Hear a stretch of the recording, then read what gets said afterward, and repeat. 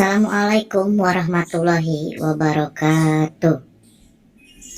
Kami dari kelompok 5 perekonomian Indonesia yang beranggota Fajar Putra Saiful Rahman, Ginanjar Perbawana, Muhammad Husni Farid, dan Wahid.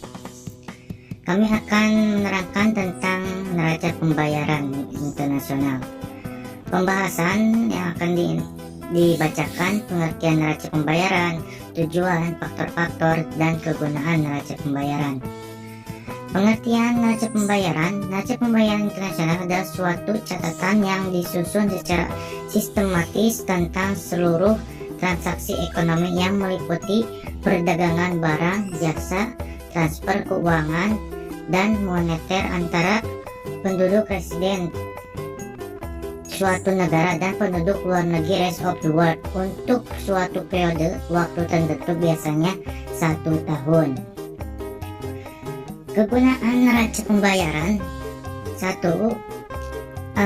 Untuk membukukan seluruh transaksi ekonomi internasional yang terjadi antara penduduk dalam negeri dan penduduk luar negeri. Yang kedua, untuk mengetahui struktur dan komposisi transaksi ekonomi internasional suatu negara. Yang ketiga, untuk mengetahui mitra utama suatu negara dalam hubungan ekonomi internasional. Yang keempat, mengetahui posisi keuangan internasional suatu negara. Yang kelima, mengetahui salah satu indikator yang akan dipertimbangkan oleh IMF atau negara donor untuk membersihkan bantuan keuangan, terutama negara yang mengalami kesulitan neraca pembayaran internasional. Yang keenam, sebagai salah satu indikator fundamental ekonomi suatu negara selain tingkat inflasi, pertumbuhan GAFD. Tujuan penyusunan neraca pembayaran internasional untuk memberikan informasi kepada pemerintah mengenai posisi negara di perdagangan internasional. Yang kedua, memberikan bantuan dan sistem pembayarannya.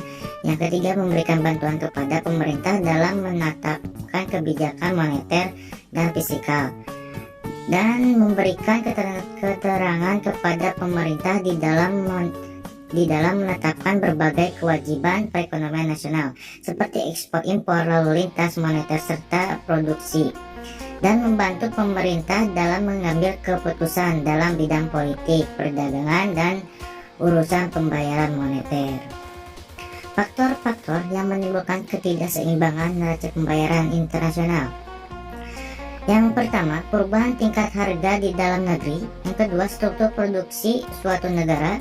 Yang ketiga, perubahan posisi utang piutang dengan luar negeri. Yang keempat, pergeseran permintaan luar negeri terhadap produk dalam negeri. Yang kelima, ketidakstabilan perekonomian dalam negeri ditandai dengan menurunnya kegiatan ekspor dan meningkatnya impor. Yang terakhir ada bencana alam. Kesimpulan, neraca pembayaran internasional adalah suatu catatan yang disusun secara sistematis tentang seluruh transaksi ekonomi yang meliputi perdagangan barang atau jasa, transfer keuangan dan moneter antar penduduk residen suatu negara dan penduduk luar negeri rest of the world untuk suatu periode waktu tertentu, biasanya 1 tahun. Neraca pembayaran internasional memiliki beberapa kegunaan dan tujuan dalam penyusunan konsep. Dalam penyajian neraca pembayaran internasional ada 2, yaitu penyajian standar dan penyajian analitis. Selain itu, neraca pembayaran internasional juga memiliki beberapa konsep keseimbangan. Begitu pembahasan dari neraca pembayaran internasional. Sekian dari kelompok kami. Mungkin banyak kekurangan dari presentasi hari ini. Mohon maaf. Assalamualaikum warahmatullahi wabarakatuh.